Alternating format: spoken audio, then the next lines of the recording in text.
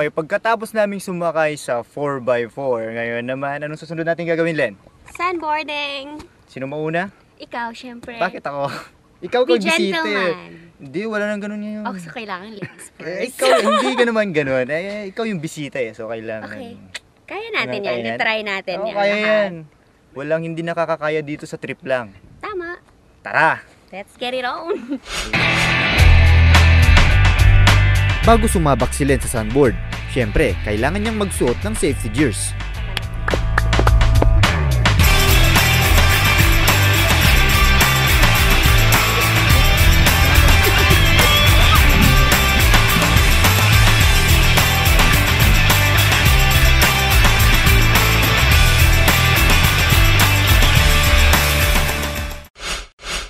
Ang sandboarding ay isang outdoor sport na nagsimula pa noong dekada 40, pero ito ay nakilala lamang noong dekada 70. Ayon kay Jack Smith na naglalaro din ng sport na ito, ang sandboarding ay pinagsama-samang surfing at snow and skateboarding. Ang activity ng lead bombet ay yung lapas sand dunes, 4x4 rides. Tapos nung medyo nagsasawa na kami sa sand dunes, ayan, sinubukan namin mag-isip ng sand sports, kaya pumasok ngayon yung sandboarding.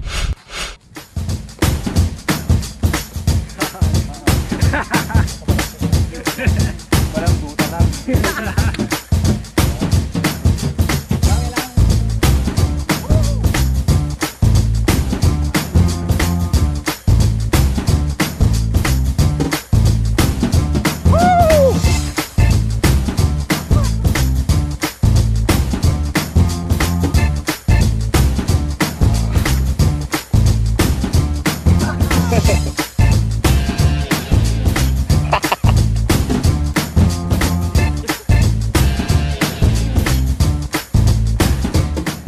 Parang dali lang pero hirap pala.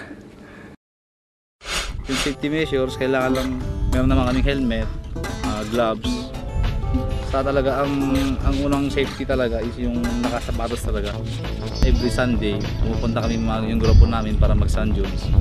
So nag-isip kami kung ano pa yung ibang sand sports na pwedeng gawin dito sa Lapas. So naisip namin yung sandboard. So ang una namin ginawa yung kung paano gawin yung sandboard.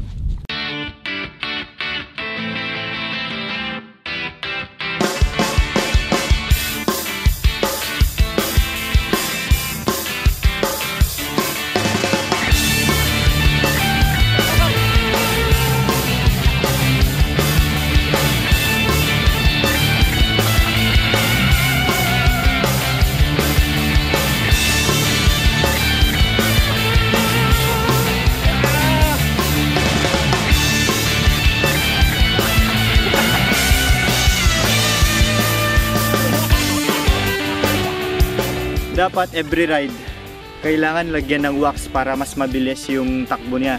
Kasi pag ginamit mo na minsan at pangalawa, hindi na siya mabilis. Kaya mas maganda pag may wax talaga.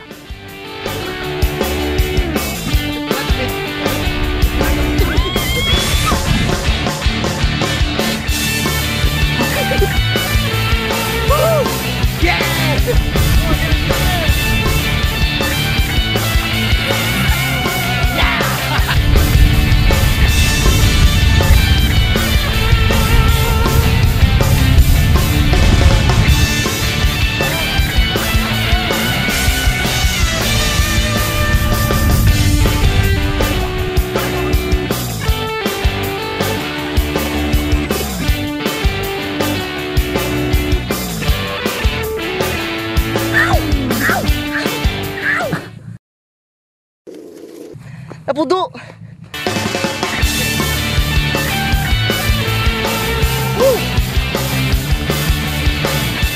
Masarap ang sports na ganito. Ang mahirap nga lang yung pag-akyat.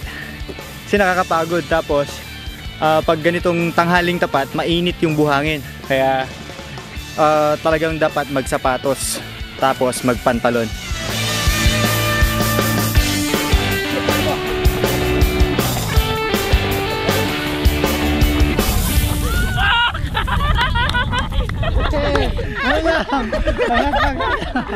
Pangas mababa ka na. Okay. Sa mga gustong mag-sand dunes at sandboard, pwede nyo kaming kontakin or puntahan sa Barangay 15, Rizal Street, sa East Marketing, or pwede rin nyo kaming tawagan sa 0999-302-4816. Dito na naman nagtatapos ang trip lang, pero bagong lahat. Tanong muna natin kung ano ba yung pakiramdam ng ginawa natin ngayon, Len? Well, sa una nakakakaba. Kung papanoorin mo kung paano sila nag-demo ng 4x4, medyo kakabahan ka talaga. Pero when we really tried it, super enjoy naman, super fun. 4 things that you got to remember. You have to breathe. You have to trust your driver. You have to hold on tight. You have to know how to pray. Kitang-kita ko kanina yung kapit mo. Yeah. Super tight talaga. At saka, kahit pa paano, kailangan mong pumikit ng konti. Pero sa snowboarding, sobrang mainit lang. Pero maganda yung experience talaga. Yun lang, ang hirap talaga gumakyat. Parang 5 seconds, you're down. Tapos 10 minutes ka nga akyat ulit para ulitin yung experience. Pero all in all, this is one of the best trip I've ever had. Yan, tapos, Salamat. paalala pa, birthday pala niya ngayong araw na to. Hey, Happy one of the birthday. best birthday. Tapos, all in all, enjoy. Enjoy sa yung sand dunes tsaka yung sandboarding. Oo, sobrang enjoy. So, we advise you to visit La Paz, Tawag City. Para naman ma-experience nyo kung anong na-experience namin. Yun. So, gusto ko lang sanang batiin dahil birthday ko naman ngayon. Pabigyan mo na ako. Sige. Yan, yung mga kaibigan ko, ang family ko, syempre, ang lahat ng mga taga-Badok. Tsaka sa lahat ng mga kaibigan kong hindi mapapanood ko, sa internet na lang. Yun. Hello. Ayan. Teddy bear. Oh, yeah, wala na. Wala na. Wala na. Dami na. Ayan, sabi nga ni Len kanina, you should try it. Para maranasan nyo rin yung talagang mag-e-enjoy kayo dito sa La Paz, Lawag. Abangan nyo ulit kami next week sa panibago na namang episode dito sa Trip Lang. At syempre, lagi pa ring tandaan na ginagawa namin to dahil Trip Lang!